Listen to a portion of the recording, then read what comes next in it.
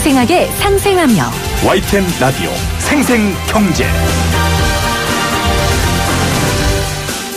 안녕하세요. YTN 라디오 생생경제 김혜민입니다. 9월 취업자 수가 소폭 증가했습니다. 오늘 통계청이 발표한 9월 고용 동향을 보면요. 지난달 취업자 수는 2,705만 5천 명으로 1년 전보다 4만 5천 명 증가했습니다. 하지만 증가폭이 8개월 연속 10만 명대 이하에 머물며 고용 부진은 여전합니다. 그래도 한숨 돌렸습니다. 나이가 들수록 이 일자리가 얼마나 중요한지 알겠습니다. 윤재림 시인의 가정식 백반이라는 시인데요. 아침 됩니다. 한밭 식당. 유리문을 밀고 들어서는 낯검은 사내들. 모자를 벗으니 머리에서 김이 난다. 구두를 벗으니 발에서 김이 난다. 아버지 한 사람이 부엌 쪽에 대고 소리친다. 밥 좀 많이 퍼요. 한 주간 돈 버시느라 고생 많이 하셨습니다. 2018년 10월 12일 YTN 라디오 생생경제 지금 시작합니다.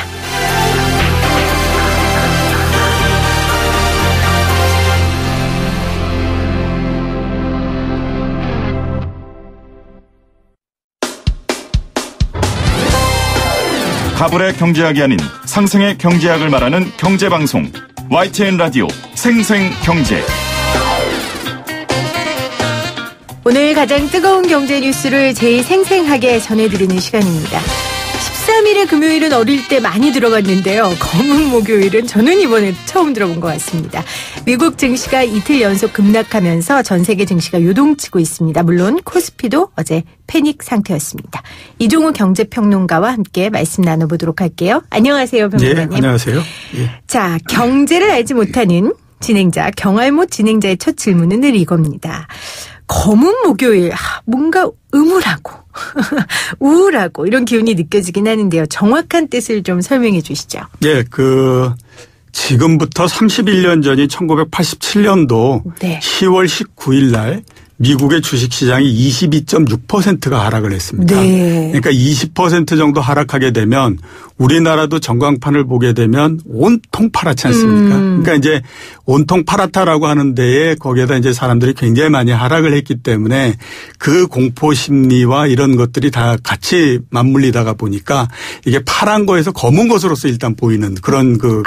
그러니까 한마디로 말씀드리게 되면 주가가 굉장히 많이 하락한 날 그럴 때죠. 10월 19일이 월요일이었습니다. 그렇기 때문에 원래는 이제 보게 되면 블랙 먼데이인 거죠. 근데 31년 전에 월요일이었다. 31년 전에. 네. 근데 그게 이제 그때 이후에 그래서 주가가 떨어지면 떨어지는 날에 이제 그 요일에 맞춰서 계속 이렇게 바뀌는 거죠. 그러니까 이제 어제 같은 경우에는 검은 목요일이 되는 거고 이런 이제 되는 거다라고 보시면 되죠. 네. 검은 금요일은 저도 들어봤거든요. 그러니까 네. 주식이 주가가 아주 많이 폭락했을 때 그 예. 요일에 그 검은을 붙이는 거군요. 예, 그렇죠. 별거 아니었네요. 예, 그거 별거 아니에요. 네. 예. 뉴욕 증시가 꼬꾸라지면서 어제 우리 코스피도 정말 그야말로 패닉이었습니다. 물론 오늘 개장하면서 약간 반등을 좀 보이기는 했는데요. 실제 어느 정도 우리 주식에 충격이 있었는지 좀 설명을 해 주시죠. 어제 우리나라 종합주가지수가 4.4% 정도 하락을 했으니까요. 네. 어떻게 보게 되면 상당히 좀 크게 하락을 했다라고 볼 수가 있겠죠. 한 100포인트 정도 하락을 한 거니까요. 이 전에 보게 되면 2011년도 11월 10일 날 4.9% 하락을 한 적이 있습니다. 네. 그러니까 그 이후에 가장 크게 하락을 했다라고 볼 수가 있고요. 그다음에 네. 이제 개인들이 많이 투자하고 있는 코스닥 시장 같은 경우에 보게 되면 5.37% 하락을 했거든요. 그러니까 아마 이 일반 투자자들이 느끼는 체감 이런 부분들은 그렇겠네요. 훨씬 더 컸다라고 볼 수가 있고 네. 특히 보게 되면 이제 우리나라가 시가총액식을 이제 그걸 하고 있거든요. 그러니까 이 규모가 큰 기업 같은 경우가 이제 보다 더 영향력이 크게 지수를 이렇게 이제 만들어 놓은 형태인데 상대적으로 보게 되면 규모가 큰 기업들 같은 경우에는 그래도 변동이 좀 적습니다. 네. 그러니까 삼성전자 이런 게 하락을 한다고 하더라도 20% 하락하고 이러는 일은 잘 발생하지 않지 않습니까? 그렇게 되다 보니까 그게 시가총액이 큰 종목들이 적게 하락하는 부분보다 이 시가총액이 적은 기업들이 보다 더 크게 하락하는 경우가 훨씬 더 많은데 일반 투자자들이 가지고 있는 주식들의 상당 부분들이 시가총액이 적은 종목들이죠. 그러니까 상대적으로 보게 되면 개인 투자자들이 느끼는 이 체감의 하락 이런 것들은 종합주가지수가 나오고 이러는 것보다도 훨씬 더 컸다라고 볼 수가 있고요. 또 이제 보면 우리나라가 외국에 투자를 많이 하고 있거든요. 중국 이런 데도 투자 많이 하고 뭐 이렇게 하는데 어제 중국 주식시장이 5% 넘게 하락을 했습니다. 네. 그러니까 뭐 내외에서 이게 하락하면서 네. 여기는 좀 안정적이지 않을까라고 해서 해외에 투자한 부분도 하락했고 국내 주식도 하락했고 뭐 이런 형태가 됐다라고 볼 수가 있죠.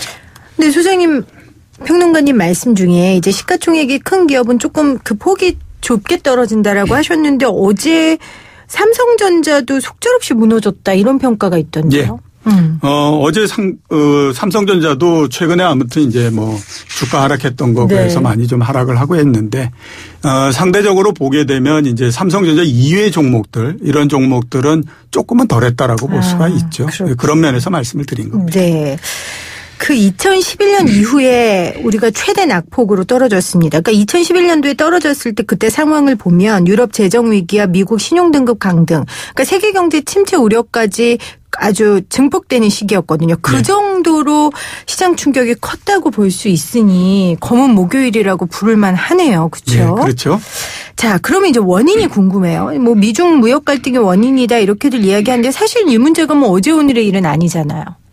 예, 그렇죠. 그렇기 때문에 미국하고 중국의 무역 갈등 이런 부분들은 제가 봤을 때는 그냥 이제 주가가 하락을 했으니까. 결과론적으로. 예, 그 하락을 그냥 설명하기 위해서 얘기한 거다라고 봐야 되고 가장 큰 부분들을 보게 되면 저는 이제 미국이 금리를 인상하고 한 부분들입니다. 네. 그러니까 그 미국이 올해 들어서 9월 달까지 3번 금리를 인상했거든요. 3월, 6월, 9월 이렇게 인상을 했는데 3월 달에 금리 인상을 할 때까지만 하더라도 주가가 그렇게 크게 움직이지 않았었어요.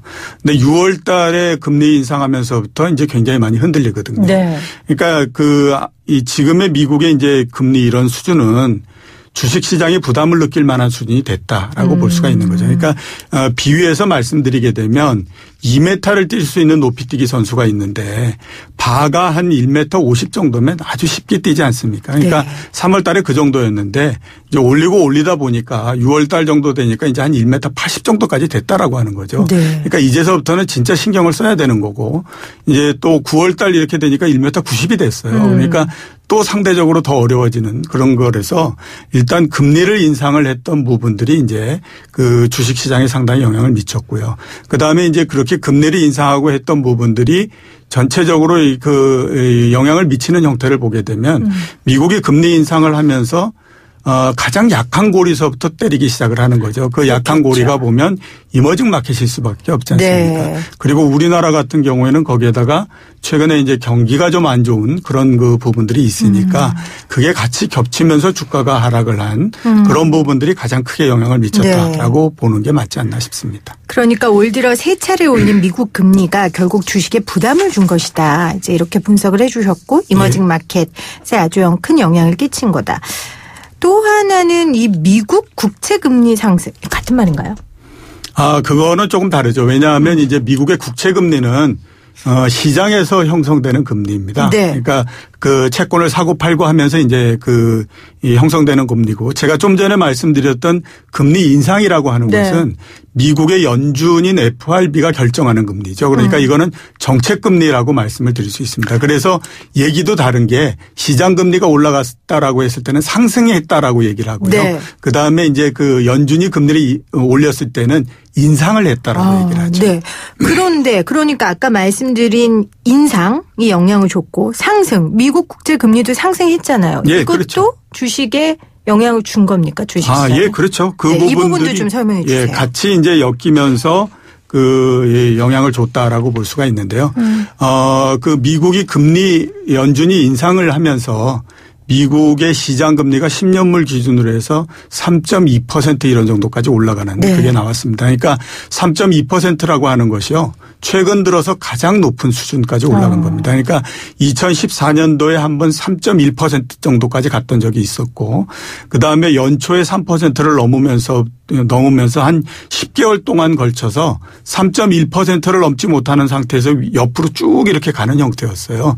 그게 이번 금리를 기점으로 해가지고 3.2%를 넘어서 이렇게 됐기 때문에 네. 이제 사람들은 그런 생각을 하게 된 거죠. 아, 천장이 뚫렸구나.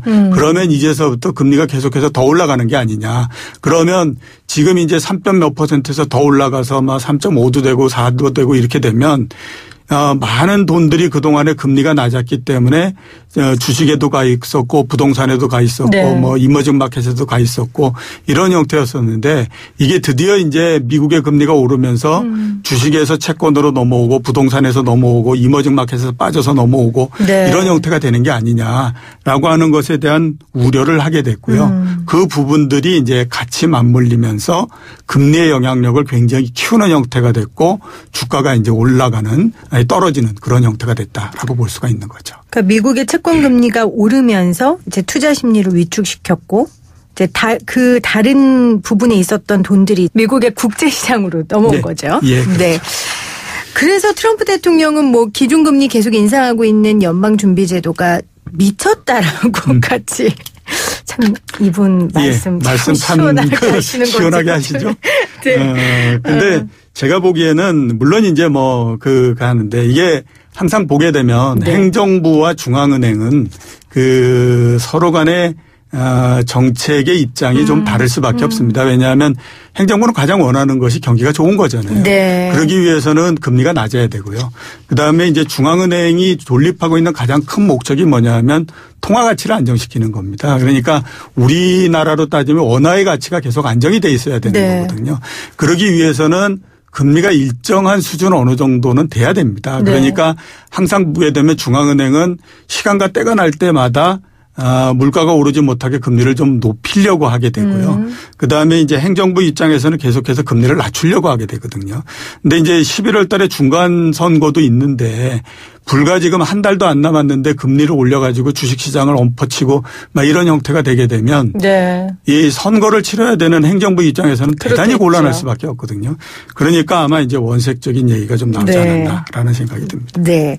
자, 이제 우리 시장으로 다시 돌아와 보죠. 중요한 건 우리 시장이니까요. 아무리 시장에 밀려도 코스피 지수 2100선은 지켜진다. 그러니까 이른바 이거 지지선이라고 하잖아요. 예. 근데 어제 흔들리는 거 보면 이러다가 정말 2000선까지 무너지는 건 아닌가 뭐 이런 생각까지 들거든요. 너무 비관적인 생각입니까? 제가 봤을 때는 이제 당장에 그렇게 굉장히 크게 주가가 하락을 해서 뭐 2000포인트 가고 뭐 이러는 것들은 당장에는 잘 나오질 않을 거다라는 생각이 듭니다. 왜냐하면 이렇게 말씀드릴 수 있을 것 같아요. 삼성전자가 비록 주가가 못 올라가고 하기는 했지만 3분기에 나온 실적을 보게 되면 사상 최고치를 기록하지 않았습니까? 네. 작년도 같은 기간에 비해서 17% 정도 증가를 했고요. 그다음에 또 LG전자도 마찬가지로 한 40% 정도 이익이 증가를 했어요. 이런 것들을 통해서 보게 되면 3분기에 이익이 그렇게 나쁘지 않을 거다라는 생각은 듭니다. 네. 그러니까 이 정도 이익이 발생하는 것이 비록 미래의 이익, 즉 4분기 내년도 이익이 좋지 않아서 주가를 끌어올리는 역할은 못한다고 하더라도 주가가 어느 정도 하락하는 것을 막을 수 있는 역할을 한다라는 생각이 들거든요. 네. 이제 그런 면에서 보게 되면 주가가 여기서 마냥 더 하락한다라고 보기는 어렵고요. 또 하나 이제 생각할 수 있는 부분들이 미국의 말씀드렸던 것처럼 이제 시장 금리가 3.2% 뭐 이렇게 되지 않았습니까? 앞으로 계속해서 올라갈 거냐? 그것도 또 그렇게 쉽지는 않은 그런 겁니다. 그래서 네. 대체적으로 보게 되면 미국의 기준금리가 3.2에서 3.3 이런 정도 되면 더 이상 이제 크게 올라가거나 그러지는 않을 거라고 생각이 되고 있고요. 네. 시장 금리가요. 네. 그런 면에서 보게 되면 주가를 계속해서 끌어내리는 동력 이런 것들도 상대적으로 상당히 좀 약화됐다라고 생각을 할 수 있기 때문에 2100포인트 어제 기록을 했던 수준 정도가 상당히 좀 저점 부근이 아닌가라는 생각이 들고 네. 그런 면에서 보면 올해 내에 주가가 거기에서 더 크게 하락하거나 그러지는 않을 것 같다라는 네. 생각은 듭니다. 대신에 보게 되면 내년도가 또 문제다. 내년이 문제다. 내년 전망을 그럼 좀 미리 좀 해보죠. 사실 우리 이종우 평론가를 닥터둠이라고 부른다 네. 그러더라고요. 그러니까 비관적인 경제 전망을 많이 내놓는다 해서.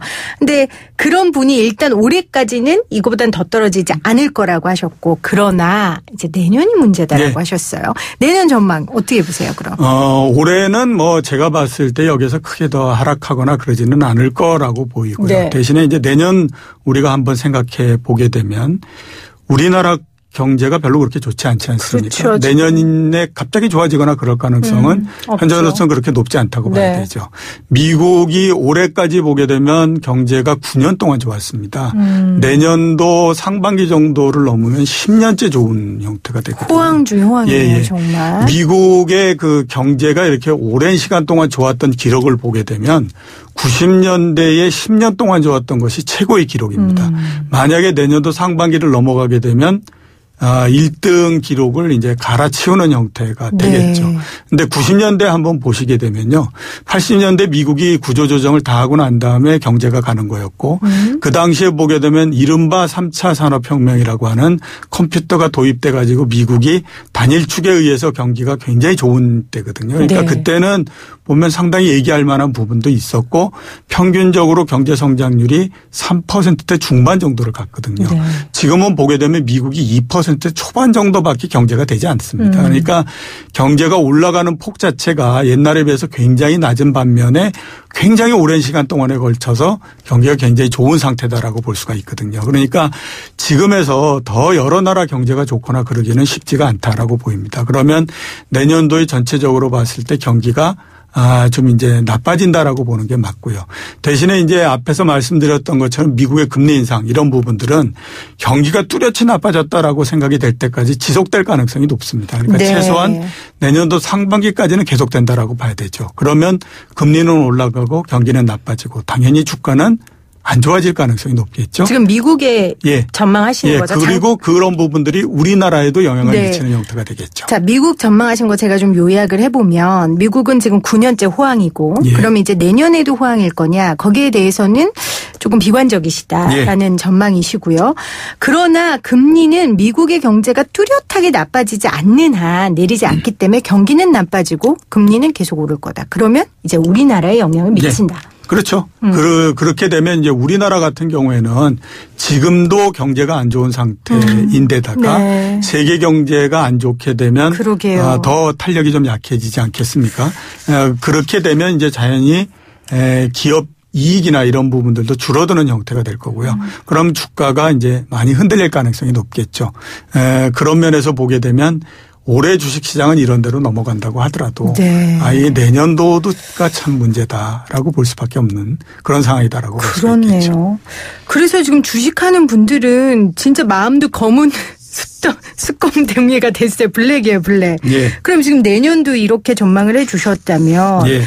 어디 안전자산에 눈을 돌려야 됩니까? 좀 조언을 해 주시죠. 저는 채권, 우리나라의 기업들이 발행하는 채권 이런 것들에 좀 이 관심을 가지셨으면 좋겠다라는 생각이 드는데요. 네. 이제 물론 신용 등급에 따라서 여러 가지로서 하지만 우리가 이제 이런 기업 정도 부돈 나겠어? 이러는 이제 기업들 같은 경우 있지 않습니까?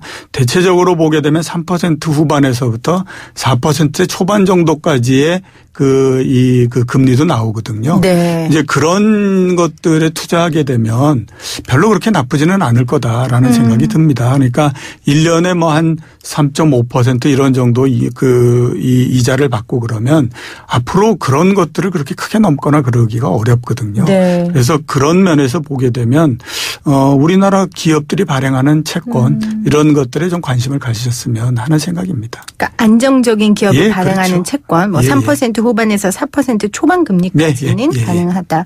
그러니까 이렇게 불확실한 시장 분위기 속에서는 조금 안정적인 투자를 할 필요는 분명히 있는 것 같아요. 예, 그렇죠. 지금이 보게 되면 장기적으로 주가가 굉장히 많이 오른 상태이기 때문에 불안정하고 그다음에 이제 그 위험성이 많은 자산 이런 것들은 좀 피하실 필요가 있다라는 생각이 네. 들고요. 상대적으로 안정적인 자산 쪽으로 가야 되기 때문에 안정적인 자산이라고 하는 것은 결국 굉장히 쉽게 얘기하면 시점이 될 때마다 따박따박 나한테 뭔가 보상을 줄 수 있는 자산 네. 이런 것들이 중요하지 않습니까? 그런 면에서 보게 되면 금리 상품 이런 것들이 제가 봤을 때는 이제 앞으로 조금 경쟁력을 가질 것 같다라는 생각을 네. 가지고 있습니다. 우리나라 금리 오르겠죠? 예, 우리나라 금리도 어느 정도는 좀 오른다라고 봐야 되는 게 맞는데요. 근데 이제 10년짜리 국채 기준으로 해서 봤을 때에 3%를 넘어가거나 그러는 국면은 잘 나오지는 않을 거라고 생각이 됩니다. 네. 이게 우리가 옛날 금리를 생각하면 안 돼요. 그러니까 옛날에 뭐 6% 금리, 5% 금리 이거 다시 되지 않겠느냐.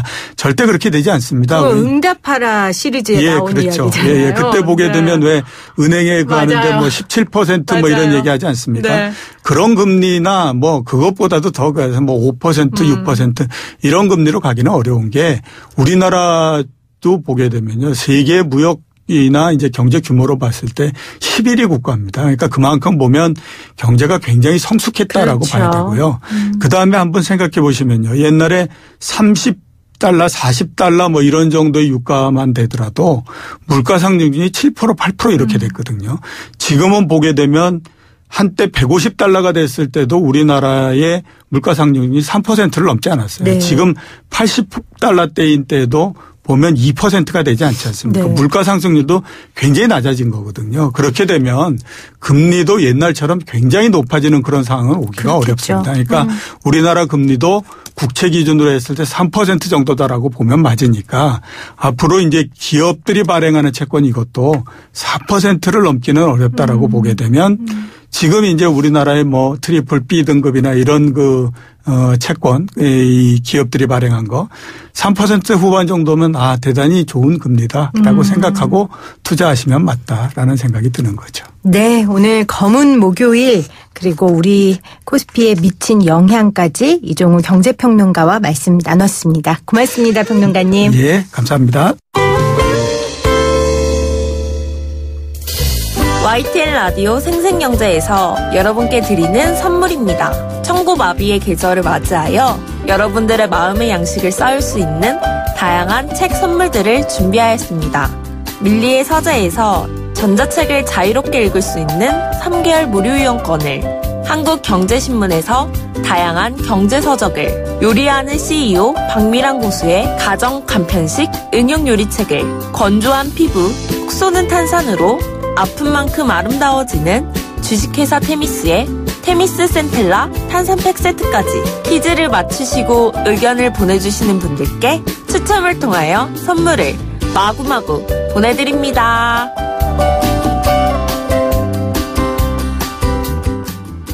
생생하게 상생하며 YTN 라디오 생생경제 여러분 함께하고 계십니다. 오랜만에 YTN 라디오 생생경제 다시 들으실 수 있는 방법 안내해 드릴까요? 앱을 통해서 여러분들 다시 들으실 수 있고요. 그리고 홈페이지 들어가시면 또 다시 들으실 수 있는 방법이 있습니다. 저희 인터뷰한 내용들을 전문을 또 기록해요. 그래서 여러분들 조금 더 자세하게 인터뷰의 의미와 내용을 알고 싶으신 분들은 홈페이지 들어가시면 또 전문 뉴스로 만나보실 수 있습니다. 주변에 쉬운 경제 프로 있더라. 재밌는 경제 프로 있더라라고 홍보 좀 많이 해주세요. YTN 라디오 생생경제는 여러분의 사랑으로 더 생생해진다는 거 잊지 말아주시기를 바랍니다. 생생하게 상생하며 YTN 라디오 생생경제는 방송통신위원회의 방송통신발전기금을 지원받고 있고요. 포스코와 함께합니다. 저는 2부에 다시 올게요. 여러분은 지금 경제를 알지 못하는 김혜민 PD가 진행하는 경제 전문 프로그램을 듣고 계십니다. 나만 몰랐던 경제 이야기. 이것도 경제야? 매주 금요일 함께하는 시간입니다. 이것도 경제야. 경향신문 박병률 기자 나오셨어요. 안녕하세요, 기자님. 네, 안녕하세요. 오늘은 환경 이야기를 가지고 오셨는데 네.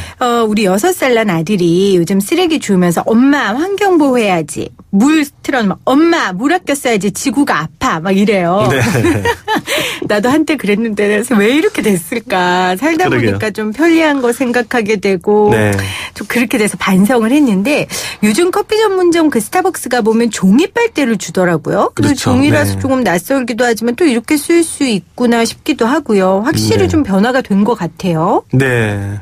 이 지난 8월 1일부터인데요. 이제 카페 내에서 이제 일회용 그 플라스틱 컵을 사용할 수 없는 지금 그런 조치도 시행이 되고 있죠. 네. 아마 요즘 뭐 커피 전문점 가시면 안에서 마실 건가요? 뭐 밖에서 마실 건가요? 많이 맞아요. 물어볼 겁니다. 그죠? 그래서 밖에서 마신다 이러면 이제 일회용 컵을 주고 안에서 마신다 이러면 먹을 컵을 줄 텐데 일단 요거 안 지키면 200만 원의 과태료가 사업장에 부과가 되는 겁니다. 스타벅스가 지금 하는 조치는 이제 요거과는 또 조금 이제 강화된 그런 네. 조치인데요. 자체적으로 지금 시행을 하고 있습니다. 이 본사 차원에서 올 7월에 이 선언을 했었는데 2020년까지 세계 모든 매장에서 이 플라스틱 빨대를 없애겠다. 스타벅스가 이렇게 밝혔고요. 네. 이 전 세계 스타벅스 매장이 사용하는 플라스틱 빨대 몇 개 정도 될 것 같아요? 제가 하루에 쓰는 플라스틱 개수도 잘 모르겠는데 제가 무슨 잘 모르겠습니다. 그렇죠. 연간 무려 10억 개라고 합니다. 와, 네. 많이 쓰긴 하네요. 네, 뭐 이것뿐만 아니라 이제 테이블에 비치되어 있는 여분용 빨대라든가 석기 전용 빨대 이런 거 다 비닐에서 종이로 바꾸겠다 이렇게 스타벅스 밝히고 있는데요. 네. 지금은 서울과 부산, 제주의 스타벅스만 그렇고 일단 다른 곳은 아직 안 합니다만 아마 11월부터 전국적으로 네네. 확대가 된다고 합니다. 우리가 플라스틱을 많이 쓰기는 써요. 스타벅스까지 갈 것도 없이요. 네, 아까 말씀하셨던 것처럼 사실 우리가 좀 편하다는 이유로 아무 생각 없이 이 플라스틱을 많이 쓰는 것 같은데 특히 그 커피 전문점 이런 것들이 발달하면서 더 많이 쓰는 것 같습니다. 맞아요. 그렇죠? 웬만하면 테이크아웃을 하니까 이 통계청 자료를 보면 2016년에 우리나라 사람들이 연간 사용한 플라스틱 소비량 1인당 무려 98.2kg인데 네. 이 미국보다 많이 씁니다. 그렇네요. 97.7kg 미국보다 많이 써요. 그렇네요. 땅덩어리 생각하면 이거 엄청난 거잖아요. 네, 사실 미국인들도 보면 이 정크푸드 좋아하고 네. 테이크아웃 푸드 정말 좋아하는데 우리가 이제 그쪽보다도 더 많이 쓰는데 1인당 비율로 보면 세계 1위 수준이다. 이런 얘기인데요. 사실 그 과거에는 이 플라스틱을 많이 쓰는 게 경제학적으로 보자면 효율적이다 이렇게 했습니다. 싸고 또 편리하게 우리가 쓸 수 있고 정말 효율적이네요. 네. 특히 테이크아웃 같은 경우 이제 패스트푸드 같은 경우에 많이 쓰는 게 그리고 또 깔끔하게 처리가 되죠. 그래서 이제 다 좋다라고 했는데 요즘은 경제학적으로 봐도 이제 의견이 좀 바뀌고 있습니다. 그렇군요. 이 쓰레기 처리 비용 때문에 요거 생각하면 결국 싼 게 아니다라는 거고요. 그러니까 환경 처리 비용 때문에 네. 결코 싸지 않고 그러다 보니 이게 과연 경제학적으로 효율적일까라는 고민을 하게 된 거군요. 그렇죠. 이제 그런 고민들도 이제 함께 하게 있는 거죠. 그리고 그런 고민과 함께 당연히 환경에 대한 우려와 걱정도 하는 거고요. 네, 뭐 가장 기본적인 게 이제 돈의 문제도 있습니다만 결국은 이 플라스틱을 버리는 게 나한테 손해가 되더라는 것을 이제 우리가 인식하기 시작했다는 겁니다. 이 플라스틱 줄이기 이게 사실 올해 그 글로벌 환경 보호 트렌드 중에서 지금 가장 이제 주목받는 그런 일인데요. 아까 말씀드렸던 스타벅스뿐만 아니라 알래스카 항공, 이케아 이런 데도 우리는 이제 플라스틱 빨대 안 쓰겠다. 이렇게 하고 맥도날드도 우리도 이게 따라가겠다 지금 이렇게 얘기를 하고 있습니다. 네. 그럼 갑자기 기업들이 왜 이렇게 했느냐? 이 이제 스토리는 3년 전으로 되돌아갑니다. 3년 전에 세계 환경의 날을 맞아서 유엔 환경 계획, 그러니까 UNEP라고 부르는데요.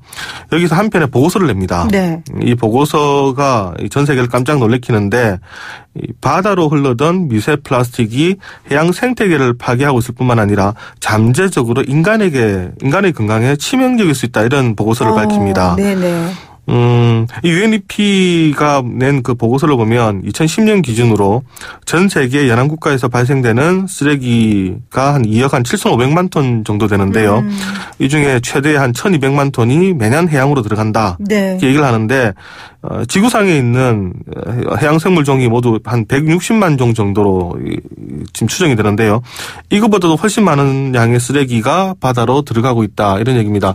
그러니까 바다에 사는 해양생물보다도 거기에 들어가 있는 플라스틱 쓰레기가 더 많다 이런 얘기인데, 근데 이 플라스틱이 문제가 되는 게 바다로 흘러 들어가면 이게 결국 바다에서 분해가 되겠죠. 네. 그러니까 지금까지 우리가 생각했을 때는 플라스틱 덩어리를 이 해양생물들이 잘못 흡입을 해서 죽는 사례를 우리가 많이 봤었습니다. 그러니까 참 안 됐다. 이렇게 지구 생태계를 파괴하면 언젠가는 나한테도 문제가 생기겠다. 이런 정도의 경각심이었는데, 이 유엔에서 조사를 해보니까 플라스틱이 바다로 들어가서 분해가 되면서 작은 알갱이의 플라스틱으로, 그러니까 플라스틱 조각으로 나뉘더라. 근데 이걸 자세히 더 봤더니 플랑크톤이 되게 좋아하더라. 아하. 그러니까 플랑크톤이 먹더라는 얘기입니다. 그러면 네. 물고기가 우리가 고기를 먹으면 그렇죠. 그러니까 플랑크톤이 이 작은 아주 작아진 그 미세 플라스틱을 먹으면 네. 작은 물고기들이 그렇죠. 이 플랑크톤을 먹게 될 것이고요. 그리고 좀 더 큰 고기들이 먹게 될 것이고, 나중에 그것을 인간이 잡아서 우리가 먹게 되니까 결국 우리가 버린 플라스틱을 우리가 먹게 된다. 네. 그리고 아시다시피 플라스틱에는 많은 발암 물질이 있습니다. 그렇죠. 그래서 네. 렌즈 돌릴 때도 우리가 얼마나 안 쓰잖아요. 네. 그래서 이게 그러면 이런 미세 플라스틱이 얼마나 많으냐 봤더니 아예 이런 표현을 썼습니다. 미세 플라스틱 수프다. 바다가. 끔찍해라. 네. 이 완전 미세 플라스틱으로 우리가 눈에 보이지 않지만 이 바다 물처럼 보이지만 실제로는 그게 꽉 메우고 있다. 이제 이런 얘기인데, 이 또 놀라운 건 또 조사를 해보니까 우리나라 인천 경기 해안 그리고 낙동강 하구의 미세 플라스틱 농도가 전 세계에서 두세 번째로 높다 이런 평가도 나오고 있습니다. 진짜 남의 말이 아니에요. 그렇죠. 우리나라에 이렇게 또 높은 이유가 옆에 이제 중국이 있다는 것도 하나의 이유고요. 중국이 세계에서 가장 플라스틱을 많이 생산하는 나라입니다. 물론 이제 1인당으로 따지면 적습니다만 절대량이 많은 게 있고, 또 하나는 역시 우리가 많이 플라스틱을 또 많이 사용하고 버리기 때문에. 그렇죠. 네, 또 하나 더 있습니다. 우리나라 양식장이 많거든요. 이 양식장에서 내뱉는 플라스틱도 적지 않다는 겁니다. 여러 가지 뭐 부표라든가 그리고 이제 폐 그물 같은 경우에 네. 이제 이런 것들이 특히 우리나라 중국 연안에 많다 보니까 분해가 되면서 엄청난 양의 미세 플라스틱을 양산을 하고요. 이제 또 있습니다. 우리나라 제품에 한동안 되게 많이 들어갔는데 치약이나 화장품에 보면 또 플라스틱 조각이 들어가 있습니다. 치약이랑 화장품에요? 네. 플라스틱 조각이 들어가 있다고요? 있습니다. 아주 그 작은 인공적으로 만든 플라스틱 조각인데 이걸 마이크로 비즈라고 부르거든요. 네. 그 치약 보면 치약 안에 뭐 까끌까끌한 성분을 넣었다라고 되어 있는 게 있습니다. 이빨 닦을 때 그런 아주 작은 플라스틱이 있으면 잘 닦이거든요. 그 화장도 마찬가지로 이런 작은 플라스틱이 들어가야 얼굴에 잘 붙습니다. 그래서 보면 그 과거에는 이런 미세 플라스틱이 삽입되는 경우가 되게 많았고요. 그게 이제 마치 예전에 한번 제가 치약을 하나 보니까 이런 작은 미세 조각들이 이빨에 이게 닦을 때 약간 이런 도포 이게 뭐라 그러죠? 이게 부직포처럼. 네, 이제 긁어낼 때도 네. 잘 돼서 이제 이빨에 묻어 있는 여러 가지 이제 세균이라든가 이제 이런 것들 치석이라고 하나요? 잘 긁어낸다라고 설명을 했었는데 그렇군요. 이게 지금 작년부터 저희가 우리나라에서 생산되는 제품을 넣지 못하도록 지금 규정이 지금 바뀌고는 있거든요. 네네. 근데 한동안 이걸 우리가 원체 많이 쓰다 보니까 우리가 세수를 하게 되면 이빨 닦게 되면 우리도 모르게 플라스틱을 하수도에 내는데 그렇군요. 원체 작은 알갱이다 보니까 이게 또 종말 처리장에서도 걸리지가 않습니다. 그렇겠네요. 그리고 바로 또 바다로 나가다 보니까 우리나라 연안이 특히 이런 미세 플라스틱으로 많이 오염이 돼 있었다 이런 얘기입니다. 민폐네요, 진짜 전 세계에. 전 세계까지는 아니어도 네. 인근 국가의 민폐네요, 정말. 최근에 영상 하나가 되게 화제가 됐었잖아요. 네. 거북이 코에 이렇게 박힌 맞습니다. 플라스틱 빨대. 네, 콧구멍에 이렇게 박혀 그러게요. 있었고요. 그게 아마 사람들의 마음을 좀 많이 움직여서 네. 이 플라스틱 제로 붐을 일으키는 데 일조하지 않았나 그런 분석도 있는데 네. 사실 이런 환경 보호는 경제 발전과 대치되는 점이 있었어요. 그래서 우리나라처럼 이렇게 경제 개발이 막 급속도로 이루어지고 막 열정을 다해서 경제 개발에만 힘을 쏟았던 나라는 당연히 환경 보호는 뒷전, 배부른 소리. 그렇죠. 이렇게 많이 생각했단 네, 말이에요. 남의 일. 근데 이제 이 시각이 바뀌고 있다는 거잖아요. 네. 당장 지금 플라스틱만 하더라도 이제 버릴 때 같거든요. 올 초에. 난리가 났었죠. 예, 난리가 났었죠. 그 중국이 플라스틱 수입을 금지하겠다. 그러니까 폐플라스틱 수입을 금지하겠다니까 그럼 이제 어디 묻으란 말이냐. 그래서 이런 문제가 됐는데 결국은 이제 이 플라스틱 폐기도 이제 돈이라는 얘기입니다. 폐기하려면 돈이 들고 그러다 보니까 아까 말씀드렸던 건강의 문제. 네. 이거 장난 아니네. 그리고 또 하나는 이 폐플라스틱을 처리할 때 또 돈이 든다. 그러다 보니까 이 플라스틱 생산에 대한 보는 시각이 좀 달라지고 있는데 이 우리나라 같은 경우는 지금 해양 쓰레기가 매년 이렇게 늘어나고 있는데요. 이 해양 쓰레기 한 70% 정도가 또 막상 건져보면 플라스틱이라고 합니다. 뭐 생각해보면 그렇지 않겠어요. 그죠? 이 여러 가지 뭐 컵이라든가 우리가 네. 버린 빨대 여러 가지 플라스틱 도구들이 결국 흘러가지고 바다로 가게 되는데 요거 지금 처리 비용도 보니까 연간 우리가 527억 원이 듭니다. 그러니까 우리나라 해안에 있는 해양 쓰레기를 줍는 것만 하더라도 연간 우리가 500억이 넘는 돈을 527억 원이요? 예. 연간 우리가 이 돈을 쓰고 있는데 네. 바꿔 말하면 이런 수거 비용만 줄어도 상당히 우리가 다른 데 쓸 수 있는 돈이 생기는 거고요. 그리고 이 해양 쓰레기의 한 70% 이상이 폐플라스틱이니까 이 여러모로 우리가 쓸데없는 데서 돈이 또 많이 나가게 되는 그런 문제가 또 생기는 거죠. 네. 또 하나는 이제 최근에 석탄 화력 발전소 투자하는 기업에는 투자하지 않겠다 이런 움직임도 있는 것 같아요. 이 플라스틱 줄이는 거는 이제 우리가 사람들을 좀 계몽해서 기업이 같이 하는 거고요. 이런 움직임은 어떤 겁니까? 이게 뭐 말씀드린 이제 전반적인 환경보호 트렌드랑 같이 가는데 네. 이 과거에는 예를 들면 뭐 우리가 석탄 발전들 그러니까 화력 발전을 하지 않으면 오히려 우리가 경기 효율이 떨어지는 거 그렇죠. 아니냐. 왜냐하면 화력 발전이 가장 싸기 때문에 이게 경제 성장을 위해서 필요하다라고 생각을 했었는데 이제는 그런 시각들이 역시 또 동시에 바뀌고 있습니다. 오히려 그런 걸 쓰지 않는 게 경제를 발전시키고 또 일자리를 만든다는데 네. 그 일자리를 만든다는 이유는 바로 이제 새로운 신재생 에너지 같은데 우리가 또 투자를 하게 되고 거기서 새로운 고용이 창출된다라는 얘기입니다.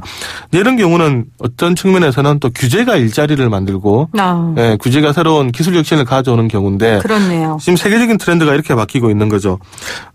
최근에 글로벌 경제 기후위원회라는 데서 보고서를 하나 내서 유엔에 전달을 했는데요. 우리 전 세계가 기후 변화에 적극 대응을 할 경우 그렇게 하지 않을 경우에 비해서 2030년까지 세계적으로 최소 26조 달러의 경제 효과가 발생할 거다. 네. 그리고 일자리 6,500만 개가 창출될 거다. 이렇게 얘기했는데 이게 무슨 말이냐면 기후변화에 우리가 적극 대응하는 그러니까 새로운 기술을 개발을 하고 투자를 확대하고 이렇게 했을 경우에 일자리만 6,500만 개가 전 세계적으로 생길 수가 있다. 그리고 여기에 따른 경제 효과는 26조 원 달러다 이러는데 이게 우리나라 돈으로 환산을 하면 약 한 3경에 가까운 돈입니다. 아우 경은 아주 낯서네요. 네, 상상이 안 오죠. 네. 그러니까 이만한 그 새로운 투자랑 그리고 경제 효과 그리고 일자리가 우리가 환경에 투자를 했을 경우에 생겨날 거다 이건데 이것도 사실 글로벌 트렌드가 많이 바뀐 거죠. 그렇죠. 네, 1992년에 리우 환경회담 때까지만 하더라도 어떤 분위기였냐면 환경 보호를 위해서 우리가 생산을 줄여야 된다. 그리고 생산을 줄이는 게 결국은 탄소도 줄이고 여러 가지 자원도 줄이는 거다라는 게 트렌드였다면 좀 소극적이었죠. 그렇죠. 근데 그때 당시로서는 어떻게 보면 보호라는 개념에서 네. 최선의 방책이었는데 2016년에 이제 파리에서 또 회담이 있었는데요. 그때 이후부터는 완전 분위기가 바뀐 게 기술 혁신을 통해서 그러면 같은 생산을 하더라도 그렇다면 폐기물을 줄이면 되지 않느냐. 그리고 같은 생산을 하면서 적은 에너지를 투입하면 되지 않느냐로 네. 지금 트렌드가 바뀌고 있습니다. 그러다 그러니까 보니 방어에서 공격으로 바뀐 거죠. 그러니까 효율성을 높이게 되면 네. 같은 효과가 나타난다라는 걸로 이제 바뀌게 된 거죠. 이제 그러다 보니까 전 세계에서 그전에는 환경 보호 이러면 되게 불편하게 느끼다가 네. 이제는 그게 아니라 환경 보호 그러면 투자를 해야 되겠네. 새로운 사업거리네. 네, 오히려 선진국에서 투자를 많이 하고요. 심지어 최근에는 이제 중국도 보면 우리보다도 이런 신재생 에너지라든가 새로운 환경 보호를 위한 투자를 많이 하고 있습니다. 그리고 또 재미있는 최근에 이제 트렌드 하나가 얼마 전에 우리나라 공무원 연금하고 그리고 사학연금이 발표를 했었는데 앞으로 화력 발전 이런 석탄 발전에 더 이상 투자하지 않겠다. 네. 이런 발전을 했는데 최근에 보면 전 세계적으로 금융기관들이 착한 투자에 대한 또 붐이 일고 있습니다. 착한 투자, 이 의미는, 석탄 발전이라든가 이런 화석 연료를 사용하는 네. 또 석유를 포함해서 이런 발전에는 투자를 하지 않겠다는 건데, 뭐 예를 들면 건설을 할 때 비용을 펀딩을 한다든가, 혹은 이들 회사들이 발행하는 회사채 같은 거, 혹은 이제 주식을 사지 않겠다, 뭐 이런 겁니다.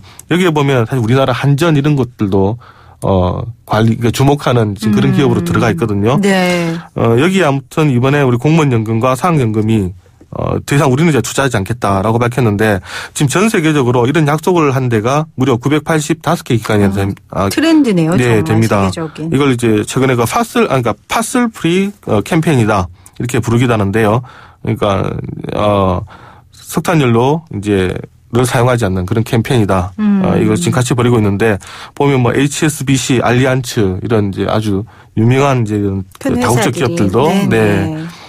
더 이상 이제 투자하지 않겠다 이렇게 얘기하고, 특히 세계 최대 국부 펀드인 노르웨이 정부 연기금 아주 오래전부터 투자하지 않겠다 했고, 실제 우리나라 기업들 중에서 석탄 발전, 화력 발전에 투자하는 기업들에 대해서는 주식을 다 빼갔습니다. 아, 그래요? 네. 네.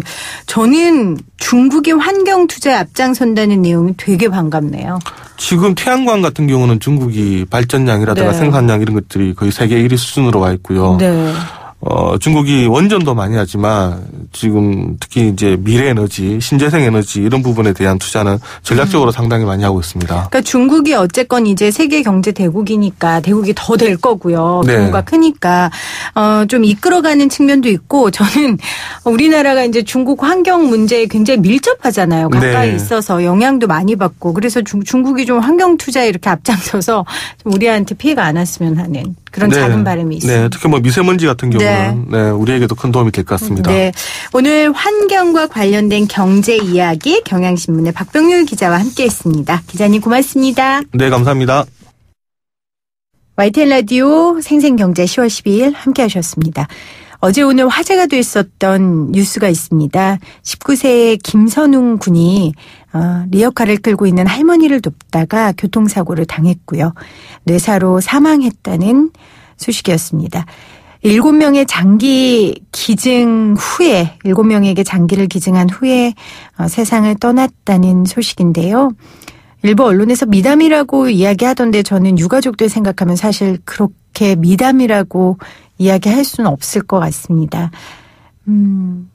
가을 하늘이 참 맑고 높습니다. 이 가을 하늘 아래 힘들고 어렵게 현실 가운데 헤쳐나가는 분들이 있을 텐데요. 이런 의인들의 삶을 기억하면서 조금은 살만한 세상이 올 거라고 위로하면서 이 가을을 보내셨으면 좋겠습니다. 좋은 가을날, 그래서 끝곡은요, 박강수가 부른 가을은 참 예쁘다 준비했어요. 이 노래 들으시면서 YTN 라디오 생생경제는 마무리하겠습니다. 저는 월요일 3시 10분에 다시 오겠습니다. 여러분 고맙습니다.